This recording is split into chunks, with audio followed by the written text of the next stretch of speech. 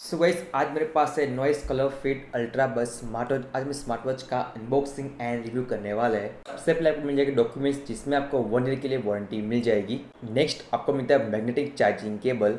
और ये रही हमारी स्मार्ट वॉच, जो आपको 3 कलर में अवेलेबल है, black, grey and green. Smart watch की डिज़ाइन बहुत ही सुपर लुक्स आपको बहुत ही अच्छा मिलता है। बहुत ही आपको लाइट डिज़ाइन में स्मार्ट वॉच मिल जाएगी, बहुत ही स्लिम है। इसको आप आराम से ऑल डे पहन के रख सकते हो। यहाँ पे आपको IP68 वाटरप्रूफ रेटिंग मिलती है, तो आप स्मार्ट वॉच को अंडर वाटर स्विमिंग के टाइम यूज़ कर पाओगे।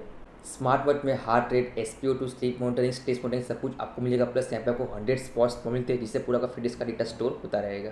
स्मार्ट वॉच में कॉलिंग भी कर सकते हैं। कॉलिंग क्वालिटी बहुत ही सुपर है। यहाँ पे आपको स्मार्ट वॉच को फुल चार्ज करने के लिए 2 घंटे का टाइम मिलता है। एक बार फुल चार्ज करने के बाद स्मार्ट वॉच आपको मैक्सिमम 4 to 5 डेज का बैटरी लाइफ प्रोवाइड करती है।